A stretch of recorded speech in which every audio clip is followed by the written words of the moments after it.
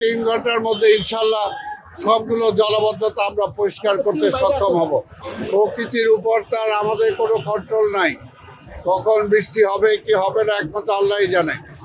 তো আমরা এইটুকু বলতে পারি যে ঈদ যাত্রা যাতে অন্যান্য বারের চেয়ে একটু সুখকর হয়, একটু আনন্দদায়ক হয়, সেই ব্যাপারে আমরা সচেষ্ট আছি। যদিও আপনারা জানেন যে পরিবহন মালিক শ্রমিকদের অনুরোধের কারণে আমরা যেভাবে যে সিস্টেমে আমরা সবকিছু করতে চাচ্ছিলাম, ওনারা 3 মাস সময় চেয়েছেন। সেই কারণে এটাকে আরো যতটুকু সিস্টেমেটিক করা যেত সেটা থেকে আমরা কিছুটা দূরে সরে এসেছি। ওনাদেরকে আমরা সময় দিয়েছি 3 মাস, তার মধ্যে অলরেডি বোধহয় 1.5 মাস সময় চলে গেছে। এর মধ্যে আমরা যেটা পরবর্তীতে ইনশাল্লাহ কন্ট্রোল করব যে আমাদের টার্মিনাল ছাড়া যাত্রী উঠানামা যাতে কোথাও যেখানে সেখান থেকে না করে সেই ব্যবস্থাটা আমরা করব। এবার ঈদের যাত্রায় সেটা পুরোপুরি আমরা করতে পারছি না, তবে আমরা শৃঙ্খলার মধ্যে চেষ্টা করব টার্মিনালে যে সুযোগ সুবিধা দরকার সেই সুযোগ সুবিধাগুলো নিশ্চিত করা হয়েছে।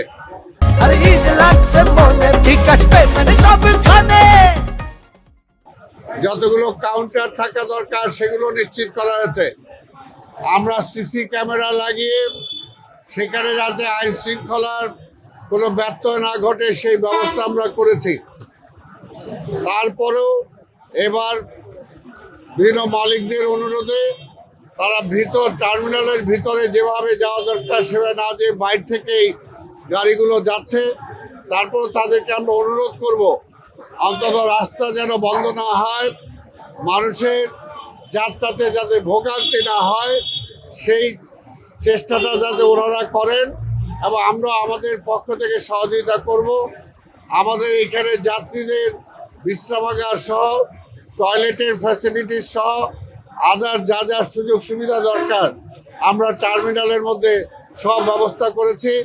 যে প্রচণ্ড বৃষ্টি হয়েছে, এই বৃষ্টির কারণে কিছু কিছু জলবদ্ধতার সৃষ্টি হয়েছে। এই জলবদ্ধতাও কিছুক্ষণের মধ্যে আমরা এটা পরিষ্কার করতে সক্ষম হব বলে আমরা বিশ্বাস করি। ঢাকা শহরেও প্রচণ্ড বৃষ্টিপাতের কারণে কিছু কিছু জায়গায় জলবদ্ধতা হয়েছে। আমরা আশা করি 1 থেকে 2 ঘন্টা, কোথাও 3 ঘন্টার মধ্যে ইনশাল্লাহ সবগুলো জলবদ্ধতা আমরা পরিষ্কার করতে সক্ষম হব। আমাদের টিম বাইরে আছে, তারা যে সমস্ত আমাদের স্পটগুলো আছে সেই সমস্ত জায়গাতে তারা কাজ করছে। যে সমস্ত জায়গাতে পানি পাম্প করা দরকার পাম্প করেও যাতে পানি সরানো যায় সেটার জন্য আমরা সচেষ্ট আছি। আমরা চেষ্টা করব যত দ্রুত পানিগুলো সরে যায়।